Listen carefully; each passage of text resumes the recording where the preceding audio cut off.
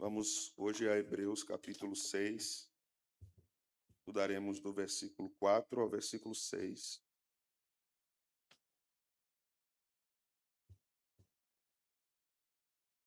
Nos ateremos a poucos versículos, 3 versículos, né? Porque eles são bem difíceis, são bem difíceis.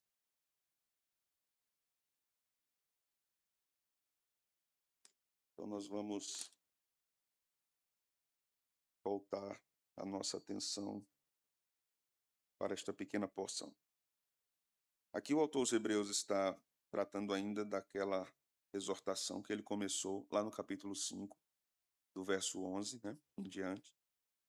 Vimos no início dos nossos estudos de Hebreus que Hebreus é uma homília, é um sermão. Isso vai se estender até o capítulo 10, mais ou menos. Então, a epístola segue o fluxo de um sermão sendo pregado para a igreja. Sermão escrito, né? E neste fluxo do texto, e é importante sabermos disso, e é importante entendermos essa palavra. Duas palavras importantes para a interpretação bíblica é fluxo e dinâmica. Nessa dinâmica, nesse fluxo, nós temos 5 exortações que o autor aos Hebreus faz à igreja. Então, correções duras que ele faz à igreja.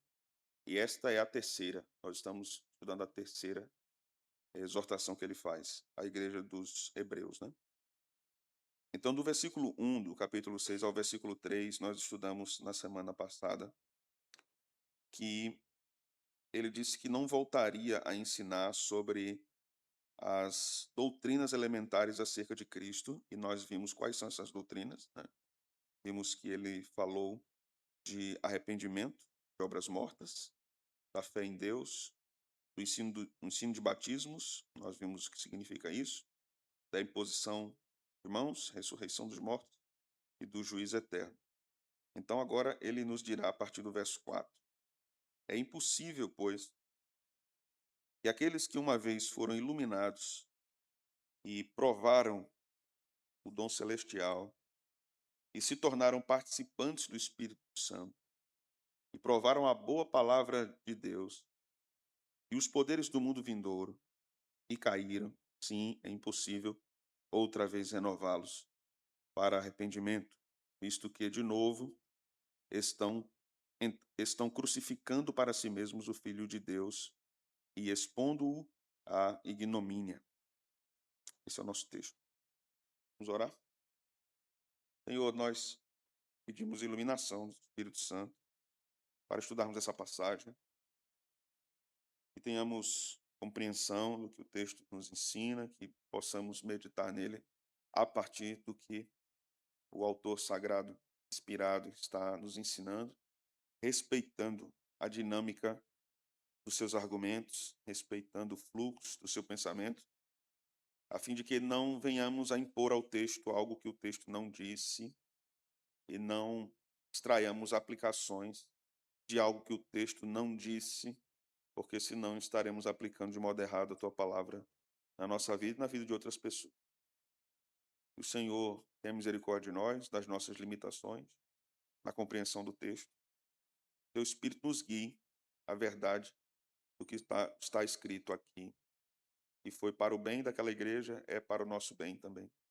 Nós cremos assim. É isso que nós te oramos, Senhor, no nome de Jesus. Amém. Então, irmãos, nesse texto que nós lidaremos com ele hoje, nós precisamos lidar com questões importantes a respeito do contexto. O segredo de Hebreus é o contexto. Entendermos o que está por trás de cada argumento de Paulo, o que está por trás de Paulo, né?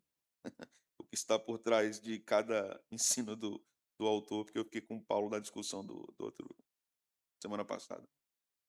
Então aqui nós possivelmente temos um cenário de membros daquela comunidade que estavam preocupados, possivelmente com os que apostataram, talvez os que abandonaram a fé.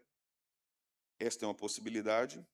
ou nós temos aqui o autor aos Hebreus dando continuidade a exortações para possível apostasia, como ele faz no verso 12 do capítulo 3, quando ele diz: "Tende cuidado, irmãos, jamais aconteça haver em qualquer de vós perverso coração de incredulidade que vos afaste do Deus vivo." Então ele pode estar também exortando a igreja para que a apostasia não aconteça efetivamente. Isso trazia para a igreja uma série de demandas e dúvidas, né, se é o caso da igreja estar questionando isso. Mas a grande questão aqui, contemporaneamente, que nós temos diante de nós, são algumas expressões do autor, principalmente diante de uma teologia que professa a soberania de Deus para a salvação. Visto que o autor diz aqui que aqueles foram iluminados, provaram o dom celestial, se tornaram participantes do Espírito Santo, provaram da boa palavra de Deus, dos poderes do mundo vindouro e caíram. Aí diz ele, se caíram, né, é impossível outra vez renová-los para arrependimento. Então, algumas linhas de interpretação vão dizer, ora, se é possível que crentes sejam iluminados, provem do dom celestial, tornem-se participantes do Espírito Santo, provem da palavra, dos poderes do mundo vindouro e caiam, e é impossível que se arrependam, então a perca de salvação é possível. Alguns intérpretes vão chegar a essa conclusão, né? E grandes intérpretes, por sinal, eu vou dialogar aqui nesse estudo de hoje com um intérprete que eu gosto muito de lê-lo e uso muito nos meus sermões e estudos, que é Grant Osborne. Mas eu vou discordar dele hoje, veementemente, né? Basicamente, toda a minha fala é refutando a posição de Grant Osborne no seu comentário desta parte, visto que ele não é um exegeta calvinista.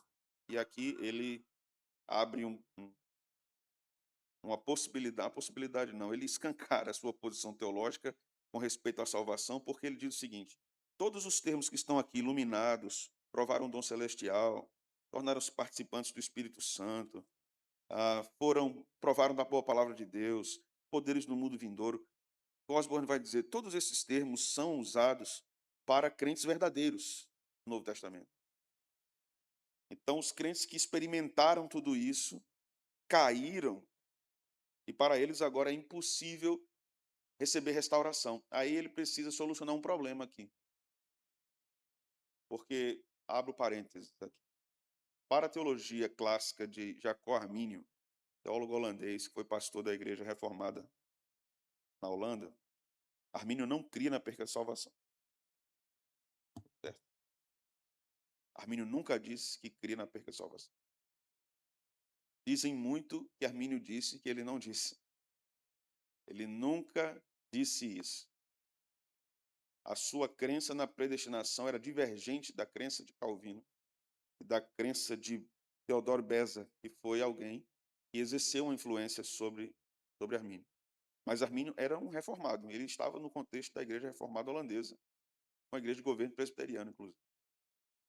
Então, Armínio, na verdade, nunca teve tempo de articular essa parte da sua teologia com respeito à salvação, mas ele morreu ainda ligado à crença reformada da perseverança dos santos. O crente não pode perder a salvação.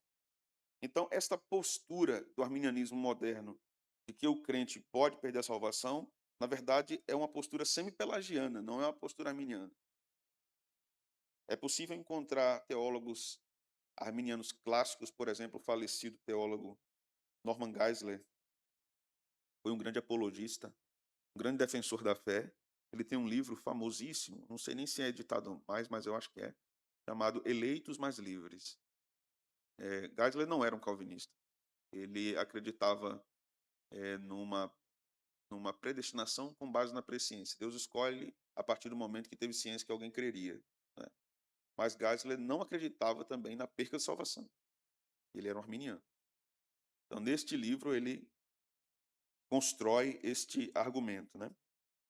Então, aqui, nosso maior desafio é entendermos nessa noite o que é que o autor aos Hebreus está dizendo aqui com iluminados, experimentaram um dom celestial. O que é que quer dizer isso? E se esses experimentaram tudo isso, caíram e não podem ser restaurados, aí eu volto para Grant Osborne e explica essa parte da seguinte forma. Porque se ele crê numa apostasia real aqui, de alguém que realmente foi regenerado, porque essa é a posição dele, alguém que realmente foi regenerado, aqui em Hebreus 6, apostatou, perdeu a salvação. Então agora ele vai ter que explicar como é que o autor aqui afirma que é impossível renová-los ao arrependimento. Por que é impossível? Porque na crença clássica do arminianismo, alguém que perde a salvação pode tornar a tê-la. Então, como é impossível que alguém que perdeu a salvação venha ter de novo a salvação? Aí Grant Osborne dá uma forçada no texto, né? Sabe quando você atola com a caminhonete, você tem que subir nela assim para fazer força para ela pegar tração, para ela sair do atoleiro. Ele vai fazer isso. Ele vai dizer: isso aqui é um pecado imperdoável, um pecado de blasfêmia. Porque eles blasfemaram, então agora eles não têm mais perdão. Mas aí você faz uma pergunta, aquele querido professor, para mim ele é um querido professor. Eu tenho uns hereges favoritos. Viu? Eu faria a pergunta para ele, já é falecido, né? Eu faria a pergunta para ele, onde o texto diz que aqui é um pecado imperdoável? Para Jesus, o pecado imperdoável é a blasfêmia contra o Espírito Santo. O Grant Osborne vai dizer que isso aqui não é blasfêmia contra o Espírito Santo. É em outro período da igreja e agora o pecado imperdoável é outro. Não é blasfêmia contra o Espírito Santo. O pecado imperdoável para ele é a apostasia. Então ele fez um deslocamento desse conceito de pecado imperdoável para poder explicar o texto.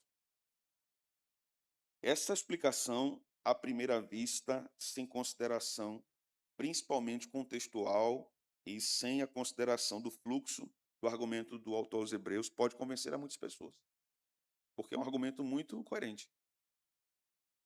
Não, não se arrependeram porque Deus privou eles do arrependimento, porque eles blasfemaram, mas eles um dia foram realmente crentes. O que me surpreende na argumentação do Grant Osborne no seu comentário é que ele vem fazendo um trabalho extraordinário de interpretação até o capítulo 6, verso 3. E aqui no verso 4 ao 6 ele rompe com tudo que estava fazendo e ele dá outra opinião deslocada ou desconectada de tudo que estava fazendo e tudo que vai fazer depois. Então parece que ele pegou essa porção desses 3 versículos, tirou de Hebreus, analisou e continuou analisando como estava analisando antes. Então o argumento fica deslocado. E o que é que nós precisamos entender aqui? Algumas coisas importantes sobre o contexto teológico do que temos visto até aqui. Eu vou pedir que vocês voltem comigo até o capítulo 1, e a gente vai ver alguns textos, até o capítulo 5. No capítulo 1, no versículo 3, nós lemos o seguinte, irmãos. Ele que é o resplendor da glória e a expressão exata do seu ser, sustentando todas as coisas pela palavra do seu poder, depois de ter feito a purificação dos pecados, assentou-se à direita da majestade nas alturas. Veja só, o texto está falando de quem? De Cristo, né? Está dizendo que ele é o resplendor da glória, a expressão exata do Pai. E diz que ele sustenta todas as coisas. Isso em relação à criação, mas isso também em relação à salvação, ok? Ele sustenta todas as coisas em relação à salvação. Mas não está forçando, não, não, porque o texto diz aqui, depois de ter feito a purificação dos pecados. Então o texto está dizendo que o sacrifício de Jesus é eficaz para a purificação de pecados. O texto está tratando da superioridade de Cristo, da sua supremacia como Criador e como Redentor. Então Hebreus começa assim, mostrando Cristo dessa forma. No capítulo 2, no verso 3, nós lemos o seguinte: como escaparemos nós se negligenciarmos tão grande salvação, a qual, tendo sido anunciada inicialmente pelo Senhor, foi-nos depois confirmada pelos que a ouviram, dando Deus testemunho justamente com eles, por sinais, prodígios e vários milagres, e por distribuições do Espírito Santo, segundo a sua vontade. Aqui nós temos a primeira advertência do autor aos Hebreus, né? E aqueles que estavam considerando abandonar a fé em Cristo, estavam desconsiderando esta penalidade que sobreviria sobre eles se não considerassem Cristo como suficiente para o perdão dos seus pecados. No verso 11 do capítulo 2, nós lemos: pois tanto o que santifica como os que são santificados, todos vêm de um só. Por isso é que ele não se envergonha de lhe chamar irmãos, né? Mais uma vez, o autor está falando sobre a superioridade de Cristo. Veja o verso 10. Porque convinha que aquele por cuja causa e por quem todas as coisas existem, conduzindo muitos filhos à glória, aperfeiçoasse por meio de sofrimentos o autor da salvação deles. A gente estudou essa palavra aperfeiçoar e vimos que aqui não é uma ideia de melhora acerca de Cristo, mas uma ideia de consumação de sua obra. Ele aperfeiçoou-se ou foi aperfeiçoado pelo Pai quando ele consuma sua obra de salvação. Ele chegou ao estágio mais amadurecido, à plenitude da obra que o Pai havia estabelecido. Então, mais uma vez, o autor aos Hebreus está tratando da eficácia da morte de Jesus e do seu sacrifício. Capítulo 3, verso 1, diz o seguinte: Por isso, santos irmãos, que participais da vocação celestial, considerai atentamente o apóstolo e sumo sacerdote da nossa confissão, Jesus. Aí o verso de número 14 vai nos dizer: Porque nos temos tornado participantes de Cristo, se de fato, o que é que diz, irmãos? Guardarmos firme até o fim a confiança que desde o princípio tivemos. Qual é a lógica desse versículo?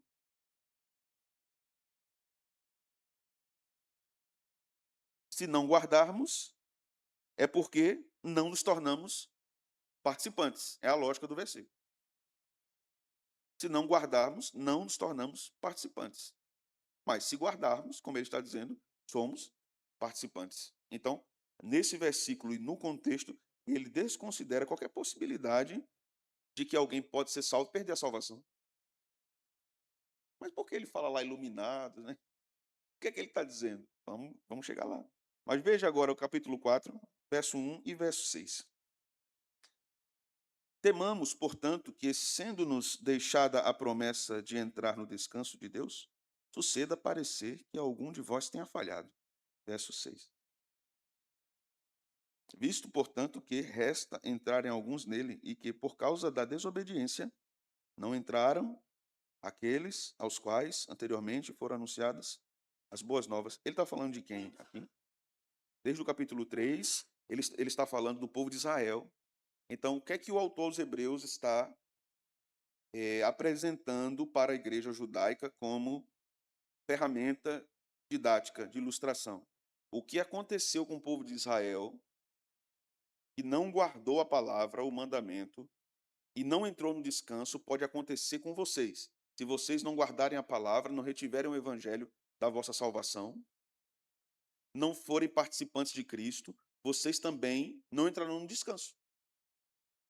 Então ele está usando aquela entrada física em Canaã, com aqueles que apontando para aqueles que não entraram, como uma ilustração do que pode acontecer com judeus cristãos que apostatam nesse tempo que ele está escrevendo. Fui claro para vocês? Deu para entender? Então, no capítulo 5, do verso 11 ao 14, para a gente relembrar, ele vai dizer: A este respeito temos muitas coisas que dizer e difíceis de explicar, porquanto vos tendes tornado tardios em ouvir. Nós estudamos essa palavra e vimos que essa palavra significa lentidão, né? Preguiça. Vocês são preguiçosos em ouvir. Pois com efeito, verso 12, quando devíeis ser mestres, atendendo ao tempo decorrido, tendes novamente necessidade de de que alguém vos ensine, de novo, quais são os princípios elementares dos oráculos de Deus. Assim vos tornastes como necessitados de leite e não de alimento sólido. Ora, todo aquele que se alimenta de leite é inexperiente na palavra da justiça, porque é criança.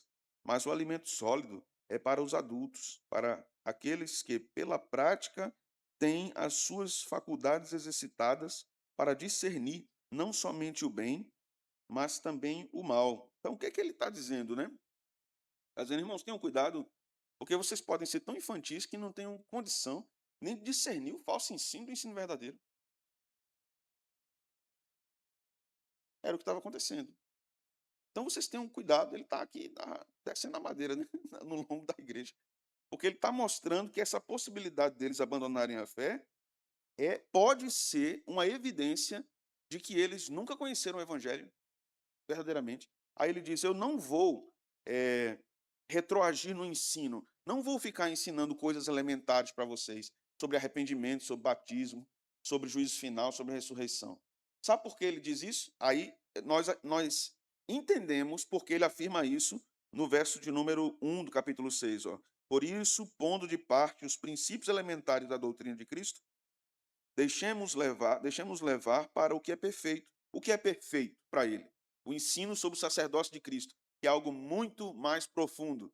E por que ele diz deixemos de lado? Ou não vou ensinar as coisas elementares? No verso 4. Porque é impossível que aqueles que uma vez foram iluminados, provaram o dom celestial, etc, etc. Então, é impossível esses que aprenderam, apostataram, serem renovados.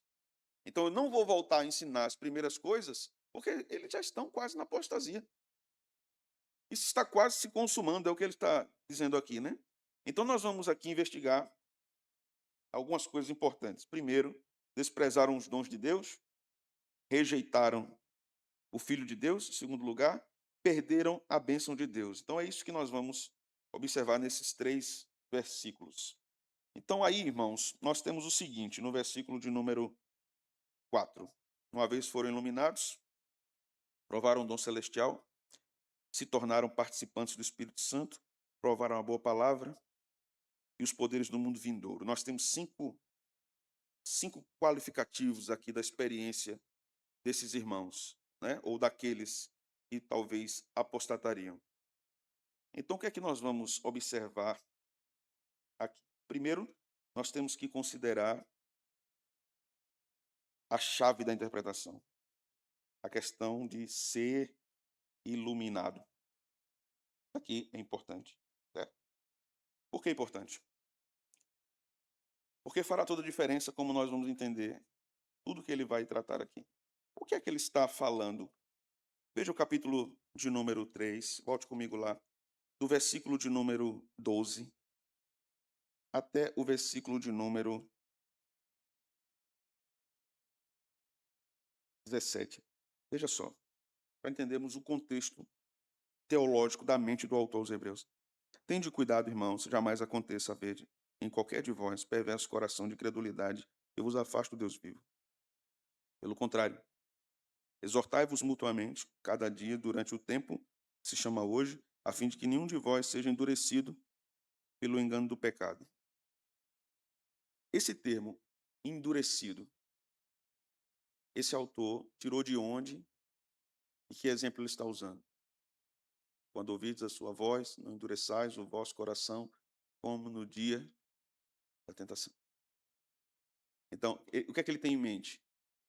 Êxodo, saída do povo de Deus do Egito, certo? É o que ele tem em mente. O povo está no deserto. Verso 14. Porque nos temos tornado participantes de Cristo. Ou melhor, 13, né? Eu li o 12. Pelo contrário, exortai-vos mutuamente. Eu li isso também? Li, não foi? 14, então. Porque nos temos tornado participantes de Cristo. De fato, se guardarmos firme até o fim a confiança que desde o princípio tivemos. Lembre-se, irmãos. 1 Coríntios 10. Paulo vai falar da saída do povo de Israel do Egito. Vamos ler esse texto?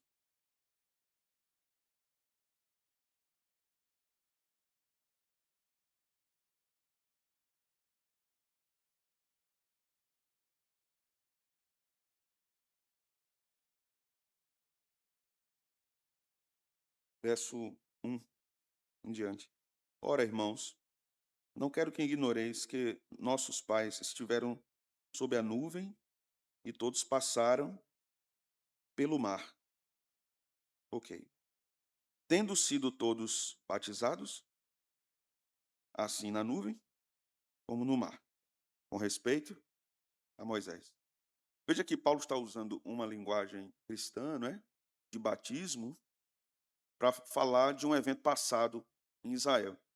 Verso 3. Todos eles comeram de um só manjar espiritual e beberam da mesma fonte espiritual, porque bebiam de uma pedra espiritual que os seguia, e a pedra era Cristo. Veja só.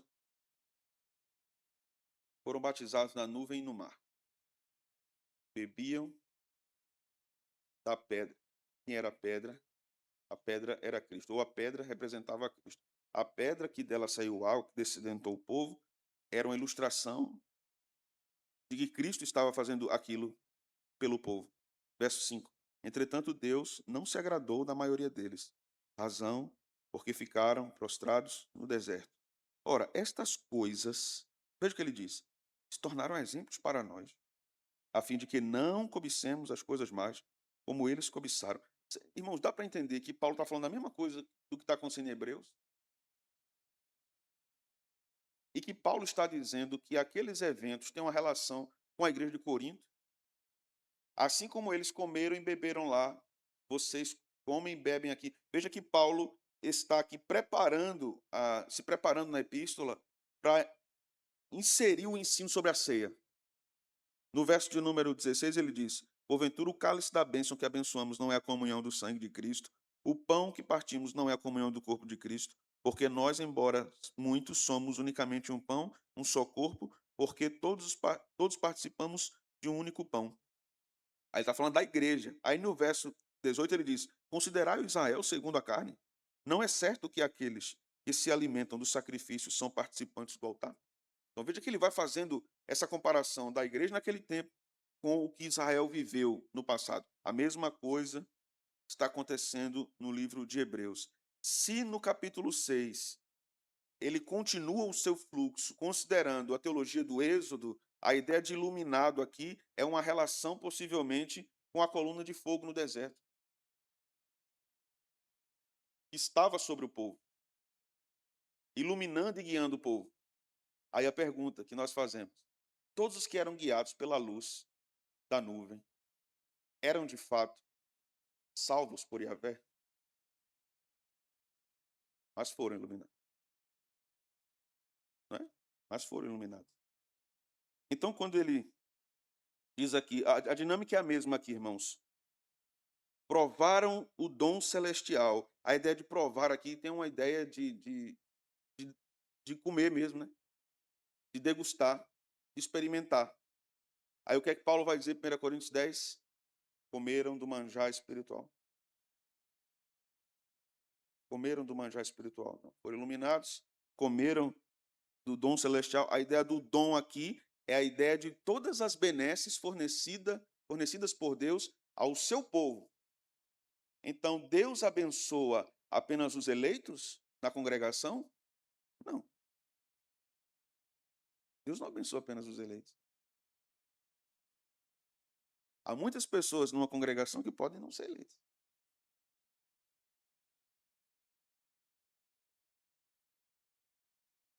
Hum?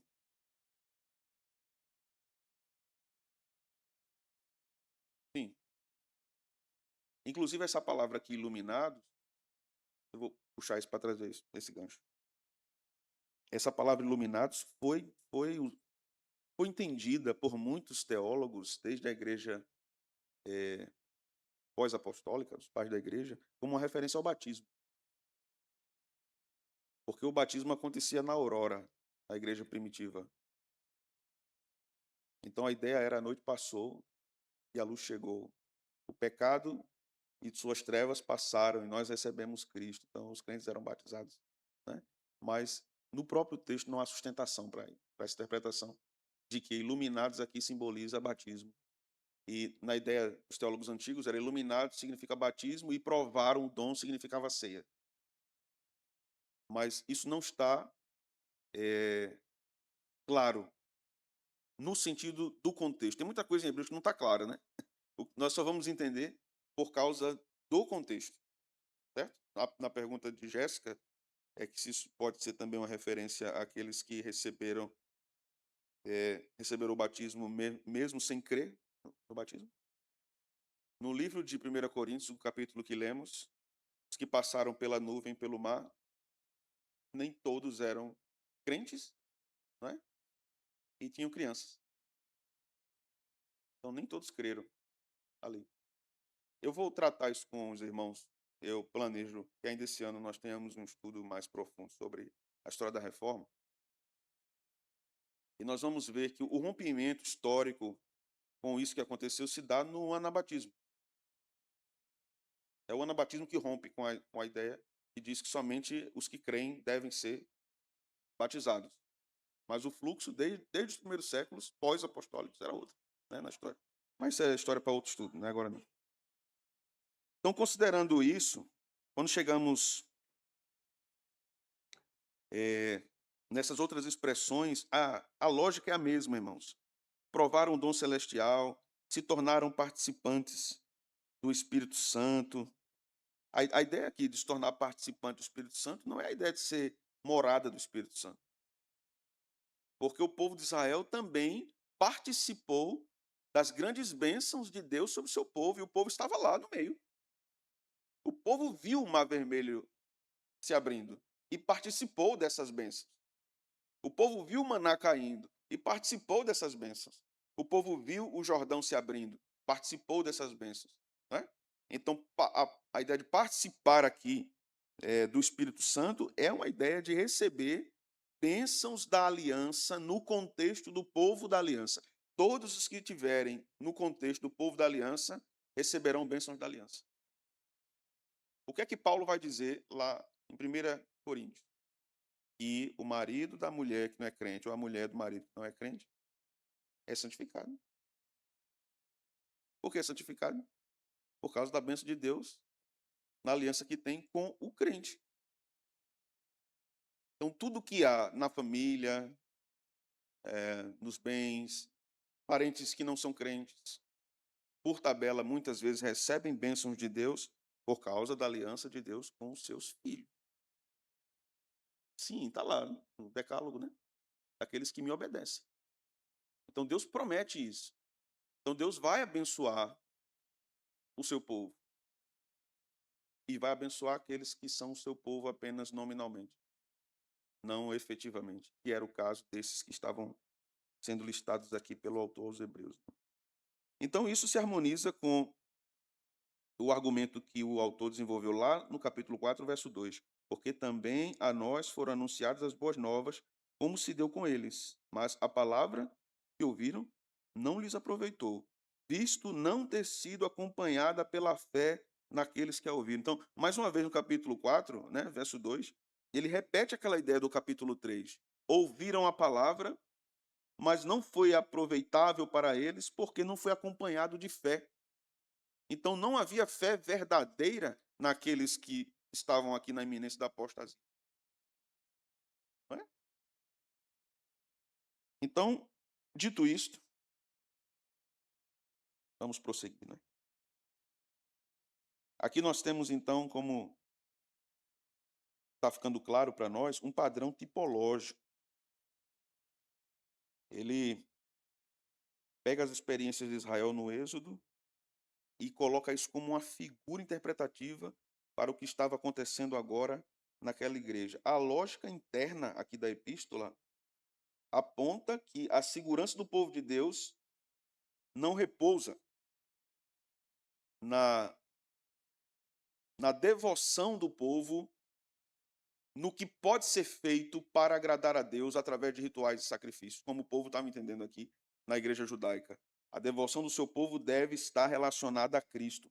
Por isso que isso tem a ver com o que ele diz aqui, não podem ser levados ao arrependimento. Nós vamos entender por que ele usa essa palavra aqui de novo. Ele já usou essa palavra no começo do capítulo 6, quando ele fala a base do arrependimento de obras mortas. Então, de novo aqui no versículo 6, ele usa no versículo de número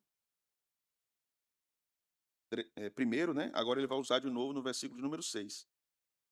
E caíram, sim, é impossível outra vez renová-los para arrependimento. Então, somente essa expressão aqui, impossível outra vez renová-los para arrependimento, isso não pode se referir à perca de salvação. Não pode se referir à perca de salvação. Porque a pergunta seria, por que é impossível renová-los para o arrependimento?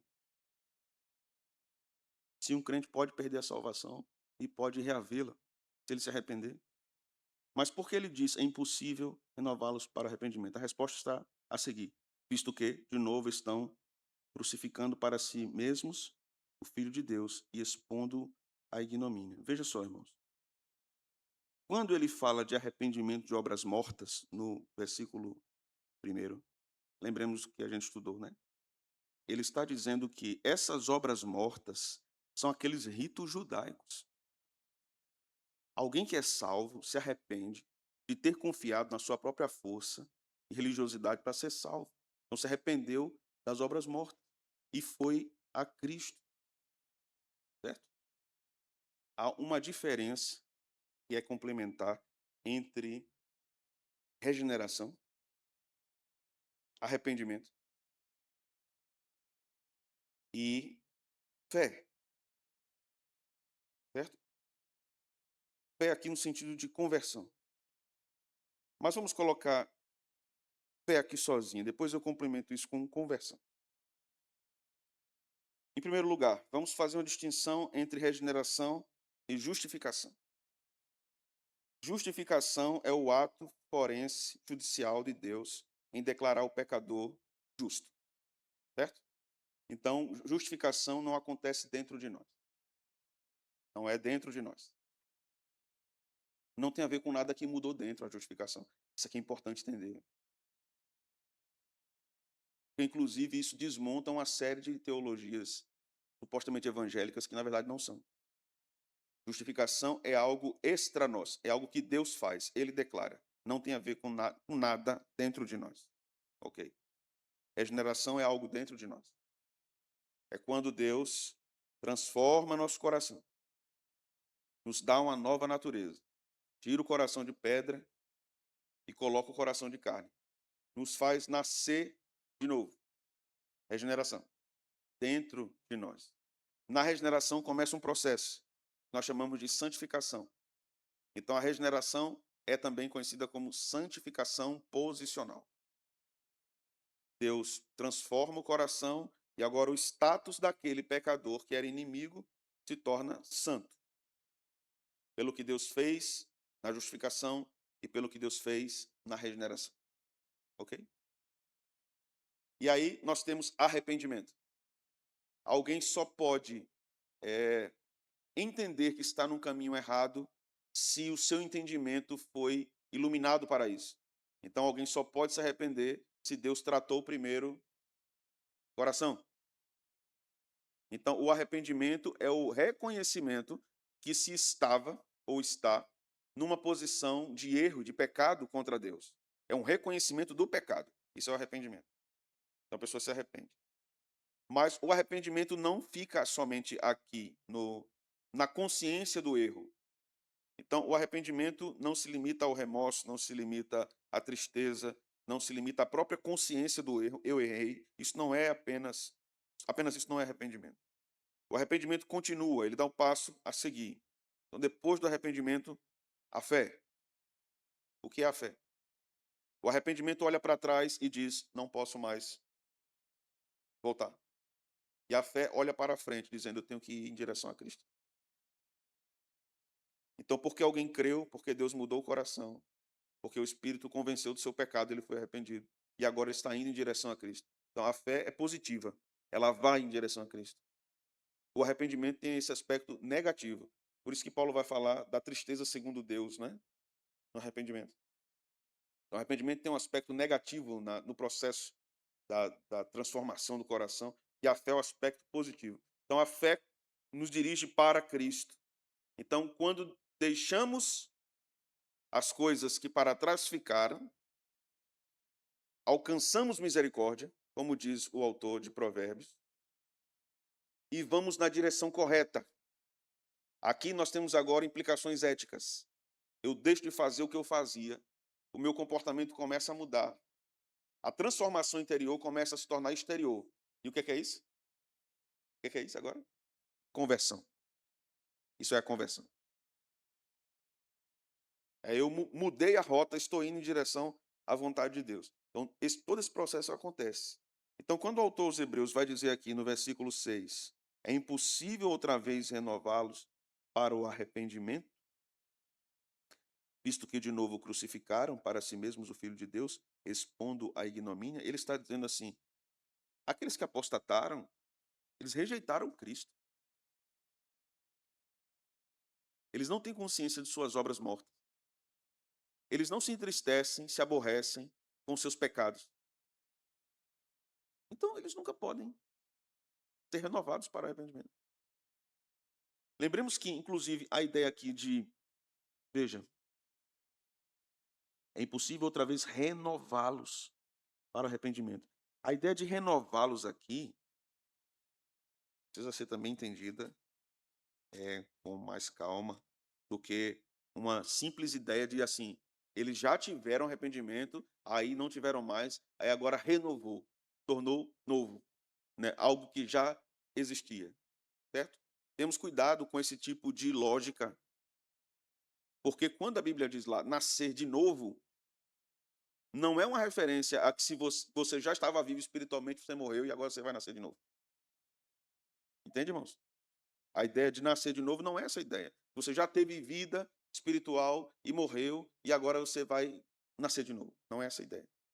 Mas veja, o que Paulo vai dizer em Tito 3. Ele diz algo bem interessante aqui também, e bem relacionado ao que o autor aos Hebreus está tratando. Ele diz no verso 4 e 5, Tito 3, 4 e 5. Aqui ele está tratando também de conversão, de transformação do coração. Aí ele diz assim: quando, porém, se manifestou a benignidade de Deus, vírgula, o que é que ele diz agora? Nosso Salvador, quem é a benignidade de Deus? Cristo. Quando se manifestou Cristo, e o seu amor para com todos, não por obras de justiça praticadas por nós. Veja a linguagem. Arrependimento de obras mortas, obra de justiça, benignidade de Deus, nosso Salvador. E aí ele continua. Mas segundo a sua misericórdia, ele nos salvou mediante o lavar, e que mais? Renovador do Espírito Santo. Às vezes alguns irmãos pentecostais vão dizer, regenerador aqui é a obra de regeneração e renovador é o batismo com o Espírito Santo e línguas. Não, o texto não está falando de línguas. Regenerador e renovador é esta obra do Espírito de fazer o ímpio, que é eleito, nascer de novo e então guiá-lo nesse processo de transformação, de regeneração, arrependimento, fé, conversão. A ideia de renovação aqui é essa. Então a ideia de renovação está ligada com salvação, não a ideia de alguém que perdeu a salvação e pode reavê-la, alguma coisa dessa natureza. Tem a ver com a ideia da salvação. Por isso que uma vez salvo, sempre salvo. Mas é possível que alguém viva como um salvo sem ser salvo. É isso que o autor dos Hebreus está mostrando. Desfrutou, viveu, recebeu.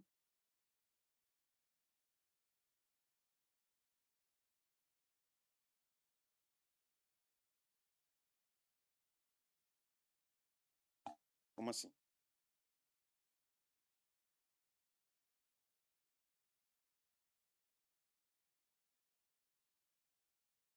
Sim, sim, sim,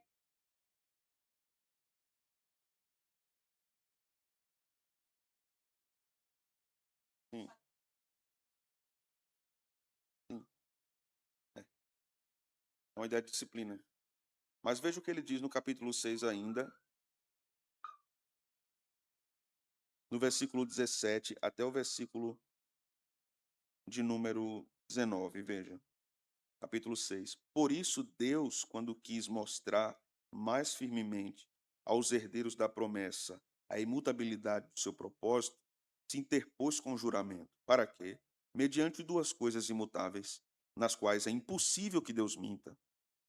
Forte alento tenhamos nós, que já corremos para o refúgio, a fim de lançar mão da esperança proposta, a qual temos por âncora da alma, segura e firme, e que penetra além do véu. Então veja, nessa passagem, né? Mais uma vez ele está assegurando a doutrina da salvação. Isso nos alenta, isso é âncora para a nossa alma. Ele prometeu, ele é fiel para cumprir o que ele promete. Então o texto não está tratando de perca de salvação ou de uma apostasia de alguém que foi salvo e que porque agora cometeu um pecado imperdoável não pode ser restaurado. Então, as duas coisas não estão sendo consideradas aqui. Ele está falando de cristãos que não eram regenerados, de fato. Eles estavam no contexto dos cristãos, por isso eram chamados cristãos. Das minhas mãos. Jesus disse. Vamos para algumas aplicações. Querem perguntar alguma coisa até aqui, irmãos?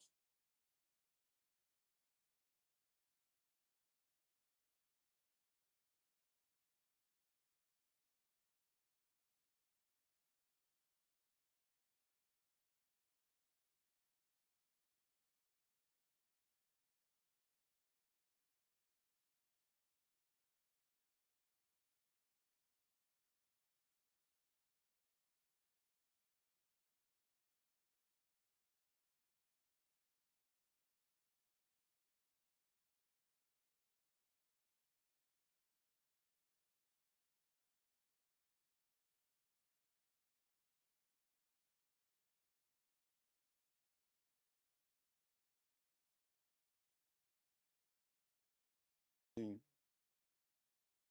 Hum, uhum, perfeito.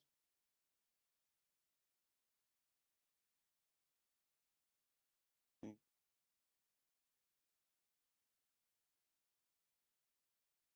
Uhum,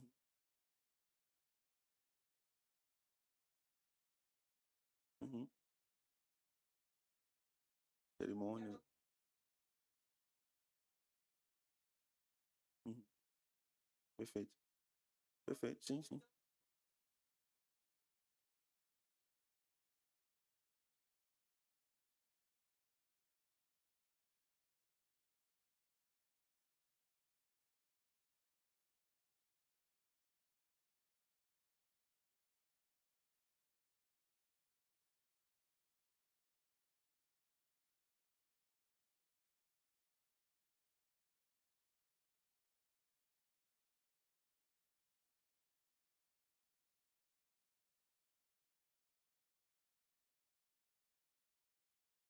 E não creio em Cristo.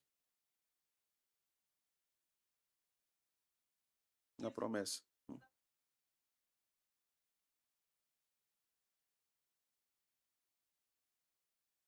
Perfeito. É isso. Perfeito. É. É, né, não é. É.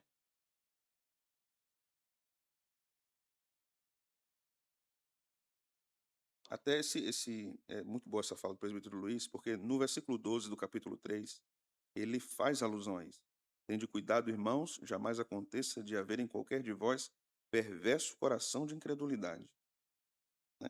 Então, quando ele discorre aqui, até o final do capítulo 3, vejam o que ele diz aqui, do 17 em diante. E contra quem se indignou por 40 anos? Não foi contra os que pecaram, cujos cadáveres caíram no deserto? E contra quem jurou que não entrariam no seu descanso, senão contra os que foram desobedientes?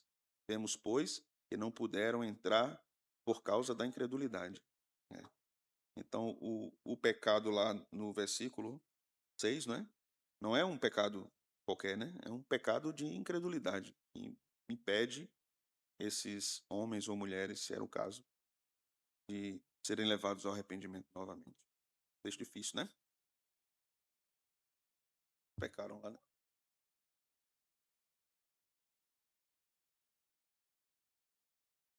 Incredulidade.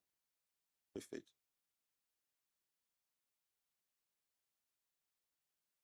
Perfeito. E a mesma lógica da dessa entrada na terra, né? Os espias, bem colocou o presbítero Luiz, não creram, não é? E aquilo era pecado de incredulidade. Então, não, aí, levando isso para lá, contexto de Hebreus, não crer em Cristo é não crer na promessa, né? Porque no texto do Antigo Testamento, inclusive, tem um texto de Palmer Roberts que ele trabalha isso. A promessa da terra era uma sombra do que se cumpriria plenamente em Cristo. Então, o descanso físico na terra de Canaã apontava ainda para algo muito maior, que era o descanso em Cristo. Então, não crer em Cristo se assemelha àquele pecado que eles não creram na promessa. Hum?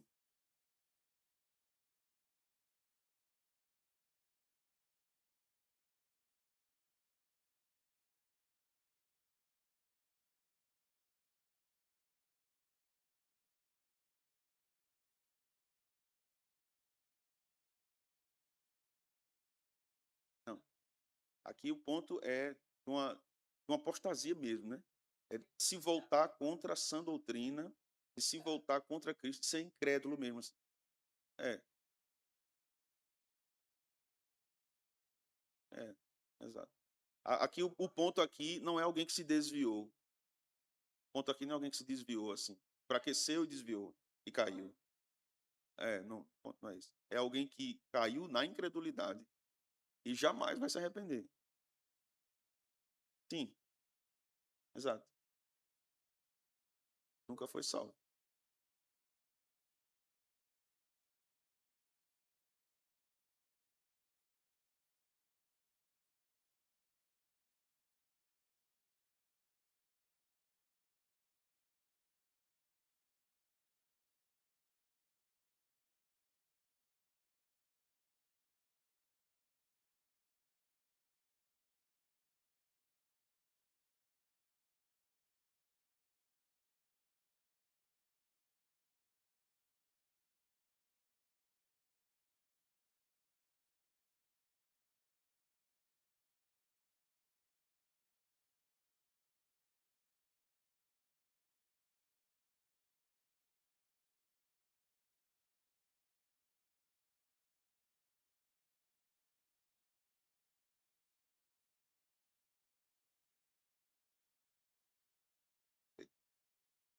Vamos lá, algumas aplicações para a gente concluir.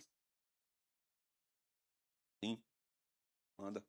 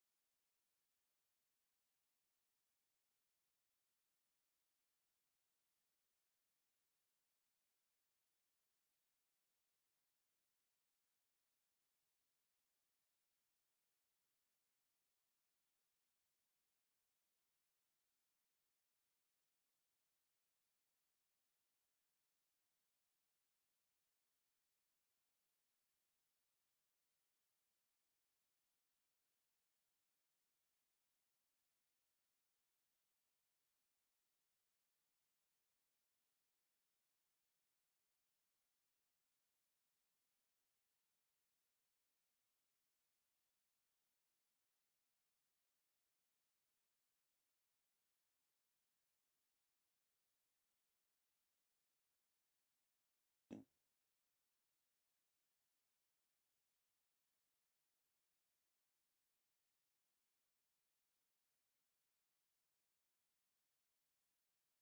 sim, sim. Perfeito. Sim, perfeito. Boa leitura. É, sim, a leitura está correta. O ponto aqui é que o autor não estava pensando em possibilidade de perca ou não de salvação, porque ele fala que Cristo é eficaz na obra de salvação. Ele já falou. Então aqui ele tá tratando de aspectos de igreja local, ou de igrejas locais, se fossem mais de uma igreja ali, a carta fosse circular. Né? Então, de algo que estava acontecendo ali, semelhante à carta de Corinto, as questões que ocorriam lá, né? Semelhante à carta aos Gálatas, questões que aconteciam lá, os falsos mestres. Então ele estava tratando naquele âmbito. Então, por isso que eu disse que quando o Grant Osborne, né, pega, ele extrai o texto, né? Então, dizendo, não, aqui está tratando da grande possibilidade da perca de salvação, que alguém foi salvo. E tal. Mas o autor não está tratando nessa perspectiva. Está tratando aqui. Então, se alguém é incrédulo e ele volta a essas obras mortas, ele está crucificando o filho, ele não vai ser levado ao arrependimento. Então, como resultado, ele não voltará para a igreja. Porque ele não vai se arrepender. Ele vai abandonar a fé. E vai abandonar a pregação, vai abandonar o convívio comunitário em torno de Cristo, né? Não tem, não tem. Exato. Então, essa questão interessante que os irmãos colocaram, porque ela também nos orienta a termos algum cuidado, porque é diferente se alguém estava no nosso meio, enfraqueceu na fé, por causa do pecado não tem força de vir para a igreja. Não é isso aqui que o autor aos Hebreus está tratando. Sim, não é isso aqui. Não está falando de um crente que caiu, né? Ou não está falando de alguém que esteve na igreja. Vamos lá, alguém, vamos pensar num caso. Alguém, por exemplo, que do ponto de vista divino e humano, tá? Alguém que é um eleito, mas esteve na igreja, mas não era um convertido, por exemplo. Então, viveu na igreja por vários fatores, saiu da igreja. Em dado momento, aquele eleito pode receber a justificação e ter uma verdadeira conversão. Então, também não é esse o caso. É o caso que o presbítero Luiz disse, incredulidade. Então, aquela criatura não vai crer no evangelho. Ela não vai crer no evangelho. Sim, exato.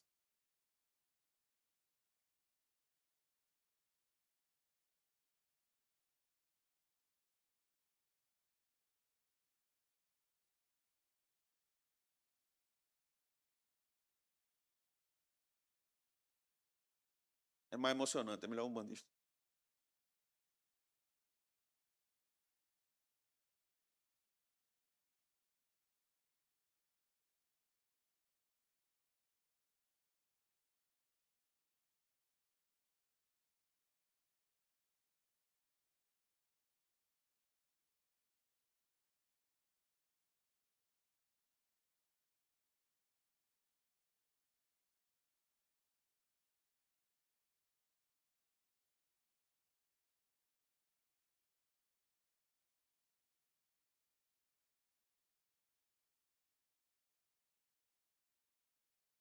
Né?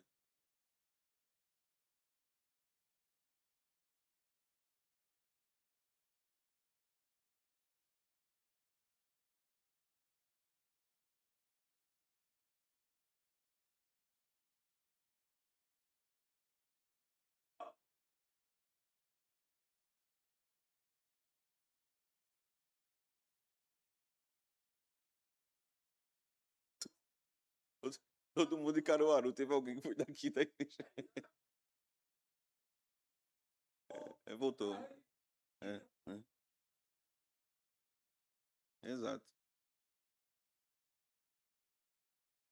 Sim, Cristo mostrasse. Né? O ponto aqui é que qual é o aspecto, né, que o autor aos Hebreus está trabalhando aqui. Ele está trabalhando aqui agora na perspectiva da responsabilidade humana, da falta de resposta do homem ao evangelho. Ele está tratando nessa perspectiva. Porque, às vezes, quando a gente pensa em termos teológicos em fé reformada, a gente só pensa na perspectiva de Deus para o homem, né? Mas a Bíblia mostra outra perspectiva também, que não anula a primeira. Aqui é a perspectiva daquele que não creu e resistiu, então ele não será renovado se ele não se arrepender. Por isso que quando o pregador prega, ele tem que dizer ao pecador, se arrependa. Mas é Deus que vai levar o homem ao arrependimento. Mas o pregador tem que dizer, se arrependa. Porque esse aspecto é, horizontal, ele tem que existir no exercício da fé. Né? Então alguém não pode dizer, por exemplo, não ajudei, você estava passando necessidade, não ajudei porque Deus não decretou.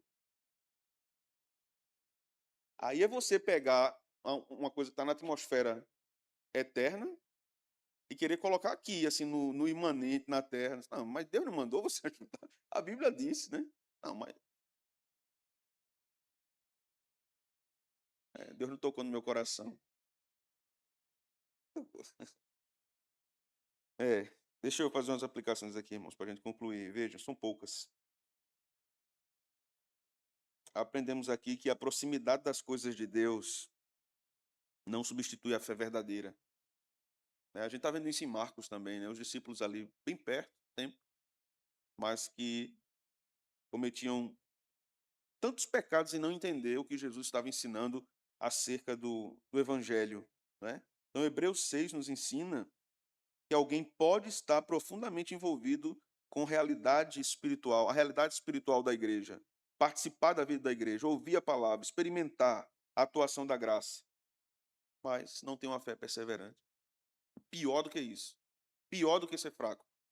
Se mostrar como incrédulo. Isso é chocante para a vida comunitária. Por isso que ele está tratando com tanta severidade. Porque isso é chocante para a vida comunitária. Você tem uma pessoa ali, imagina só, que cresceu na igreja, era um menino na igreja, virou adolescente. E quando ele cresce, ele não se afasta. Ele vira um inimigo do evangelho. É terrível.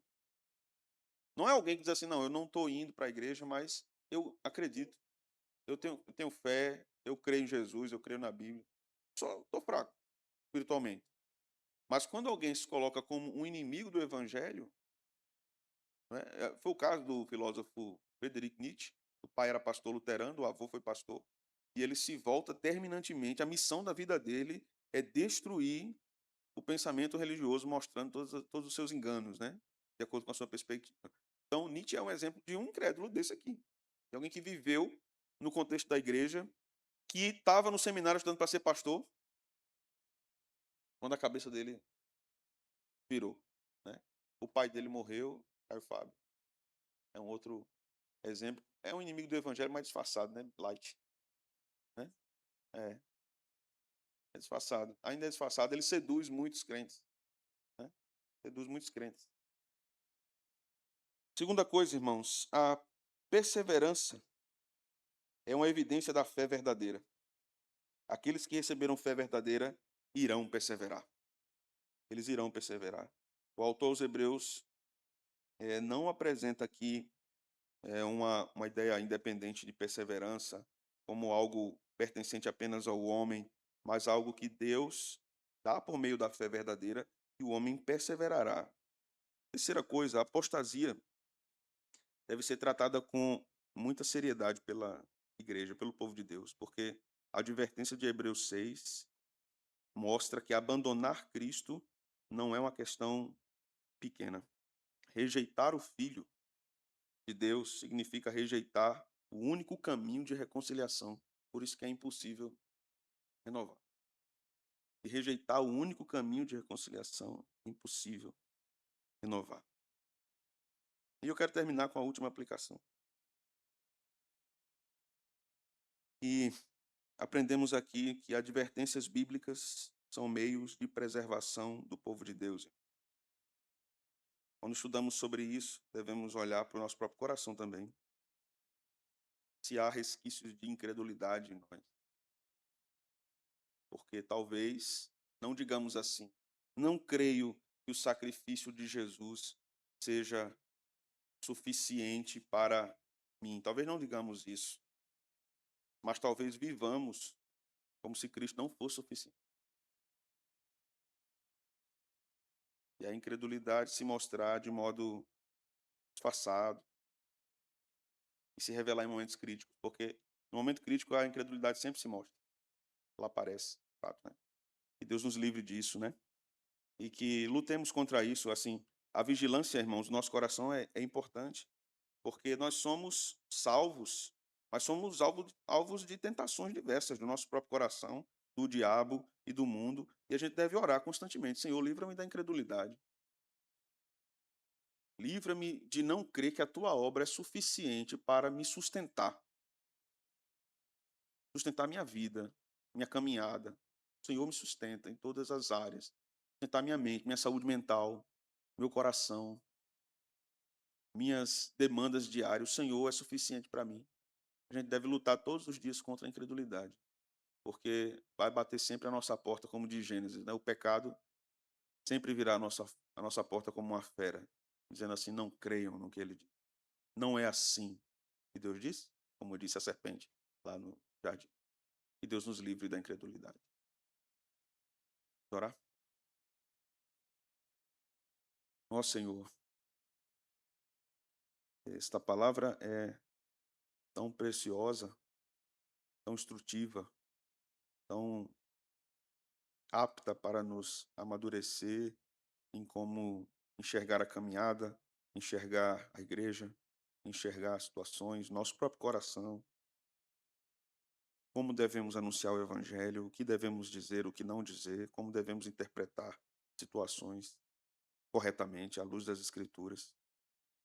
Que o Senhor nos dê crescimento e maturidade para isso, enquanto nós observamos a tua palavra, observamos os ensinos, observamos o que o Senhor ensinou por meio dos apóstolos, profetas, do Antigo e do Novo Testamento.